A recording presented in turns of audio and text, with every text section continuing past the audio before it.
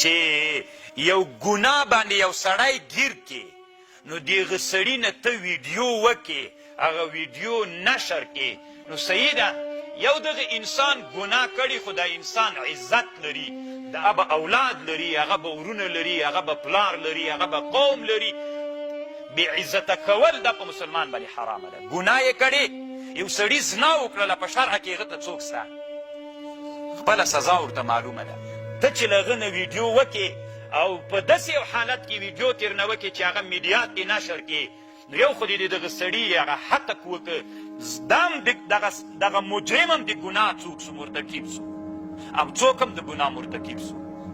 دا چا چې ویډیو کړی دی هم د ځکه هغه هم فرض پرېښود هغه هم فرض هغه هم مرتکب د حرام اوس هغه چا چې ویډیو کړی هغه سړی باید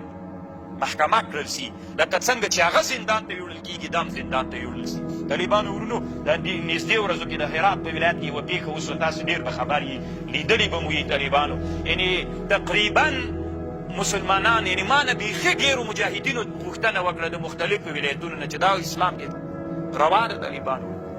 دا اوس هم شته که د طالبانو چې بعضې خو داسې په دې ټولنه کې نااهله انسانان شته ده چې همغه د بېحیایي عکس دی په خپل فیسبوک باندې دغسې لګولی وي هغه وضعیت باندې لګولی طالبانو دا د انسان څومره لویه بېعزتي ده نو طالبانو ورونو صحیح ده زنا یې وکړله سړي هم زنا وکړله ښځې هم زنا وکړله بویه زه د الله حکم رجم و که حد دواړه پرې باندې عملي کړه دا د الله حکم د بې عملي که دا ملت په دې باندې خوشحالېږي که نه خوشحالېږي ښه اوس مثلا دا خو داسې یوه ټولنه ده د افغانستان داسې زهرجنه ټولنه ده چې په دا یوه ویډیو باندې ټول خاندان وژل کېږي که نه وژل کېږي اوس مثلا هلته تاسې به هغه ویډیو لیدلي طالبانو کله چې ویډیو وکړل هغه سړي نو هر څنګه چې ګناه یې کړې طالبانو مسلمان ده مسلمان نه ګناه کېږي ماعز اسلمي رضی الله عنه چې زنا کړې و رسول الله ته راغی صلی الله علیه وسلم جنازه یې پرې وکړله طالبانو مسلمان و وی دومره غټه توبه یې وویستله که دا توبه یې د ټولې مدینې په خلکو باندې تقسیم کې ورته وبرسېږي دومره غټه توبه یې ویستله هغه به اولاد لري هغه به ورونه لري هغه به پلار لري هغه به قوم لري ټول قوم دی ځکه افغانستان دا ټولنه ده چې د یوه سړي له ګناه سره ټول قوم څنګه کېږي ټول قوم بدنامه کېږي ذلیل کېږي د یوې ښځې پلار لري مور لري ورونه لري خاندان لري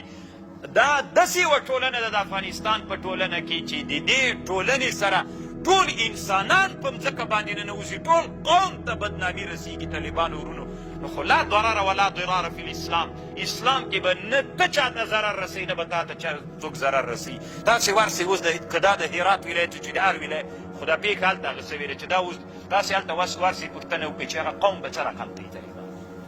هغه د ښځې قوم به څنګه یو د سړي قوم به طالبانو په کوم حالت باندې الله دې په مسلمانانو رحم وکړي